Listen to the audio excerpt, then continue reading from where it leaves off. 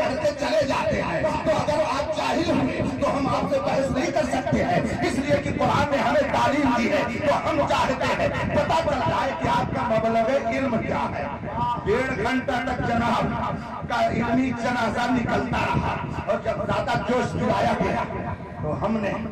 دیکھا کہ جناب کے چہرے پر ہوائیاں اڑنے لگی۔ حضرت مناظر بشیریہ میرے سامنے رکھی ہوئی تھی، اس کو میں نے مجمع کو دکھایا اور میں نے کہا اس کے مصنف اور رائٹر بریلی کے نہیں ہیں، یہ جون پور کے رہنے والے ہیں، اور یہ اعلیٰ حضرت کے مرید اور خلیفہ نہیں ہیں۔ سن 1038 ہجری میں ان کا انتقال ہو گیا۔ یہ کتاب 400 سال پہلے کی ہے، اس میں لکھا ہوا ہے کہ دونوں مناظر اگر ہم پلہ ہوں تو مناظرہ کرنے میں سہولت، اور دونوں کو چاہیے کہ ہم پلہ رہیں۔ میں نے ترجمہ تو کر دیا، مگر عبارت کے لیے میں نے ایک صاحب کو ایک کتاب دی اور میں نے کہا لے جائیے ان کے پاس، کہہ دیجئے کہ اس کو پڑھ دیں اور پڑھ کر کے اس کا ترجمہ کر دیں۔ لیکن جناب کو دن میں تارے نظر آنے لگے، وہ کیا سمجھے بیچارہ کہ علم کیا چیز ہے، وہ کیا سمجھے کہ مناظرہ کیا چیز ہے۔ ایک روز میں نے اس کی ایک تقریر سنی، وہ کہہ رہا تھا کہ تعزیہ بنانا سنت رسول ہے، اور صرف بنانا ہی نہیں بلکہ گھمانا بھی سنت رسول ہے۔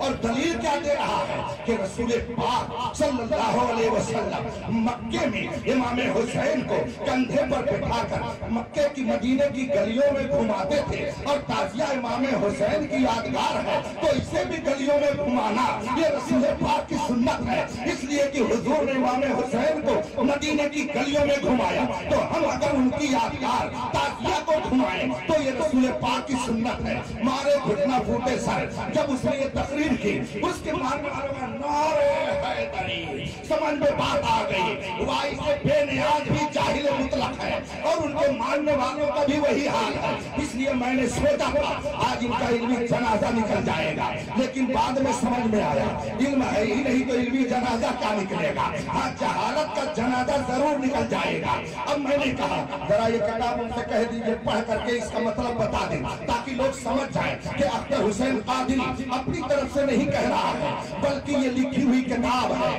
اس کو ماننا تو پڑے گا۔ لیکن جب آدمی اس کے پاس کتاب لے کر کے گئے، کہتا ہے مجھے اس کی ضرورت نہیں ہے، کتاب اس نے واپس کر دیا، پھر دوبارہ لے کر کے گئے، دوبارہ واپس کر دیا، دوبارہ میں نے بھیجا، پھر واپس کر دیا، مجھے جلال آیا۔ میں نے کہا خدا کی قسم یہ اتنا بڑا بے علم ہے کہ اس کے پاس اتنی صلاحیت نہیں ہے کہ اس کتاب کو یہ پڑھ سکے، نہ اسے سمجھ سکے، نہ اس کو سمجھنے کی صلاحیت ہے، نہ پڑھنے کی صلاحیت ہے۔ جس کا یہ حال ہو وہ صحابہ پر تبرہ کرے، اس کو تو پانی میں شرم کے مارے ڈوب کے مر جائے۔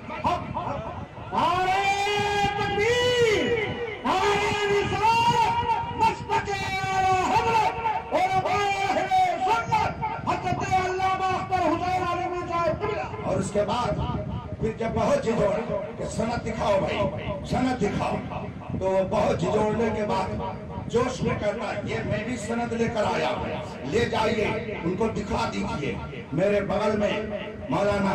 شہزاد عالم صاحب استاد جامعۃ الرضا بریلی شریف بیٹھے ہوئے تھے، میں نے ان سے کہا ذرا دیکھیے تو انہوں نے ہنس کے کہا حضرت یہ تو عجیب سند پیش کر رہا ہے اپنے عالم ہونے کی۔ میں نے کہا وہ کیا؟ کہا ایک حفظ کی سند ہے اور ایک اردو ڈپلوما کی سند ہے، اس کے علاوہ اس کے پاس کوئی سند ہی نہیں ہے۔ میں نے کہا اللہ اکبر، ارے جناب اسی لیے تو آپ اتنی دیر سے سند نہیں دکھا رہے تھے، اس لیے کہ آپ کے پاس عالم کی سند ہے ہی نہیں، کیونکہ آپ نے پڑھا ہی نہیں ہے، آپ بے علم ہیں۔ بے علم سے مناظرہ کرنے کے لیے اختر حسین نہیں ہے، لاؤ کسی علم والے کو تو پتہ چلے۔ مجبوراً اس کے صدر مناظرہ نے کہا ہم اعلان کرتے ہیں ہم نے جن کو مناظر بنا کے بھیجا تھا ان کے پاس کوئی سند نہیں ہے، وہ عالم نہیں ہے، اس لیے ہم ان کو ہٹا کر کے دوسرے کو لاتے ہیں۔ اللہ اکبر، اتنی ذلت و رسوائی اسے مجمع میں کل اٹھانی پڑی۔ میں نے دل میں سوچا جو صحابہ کی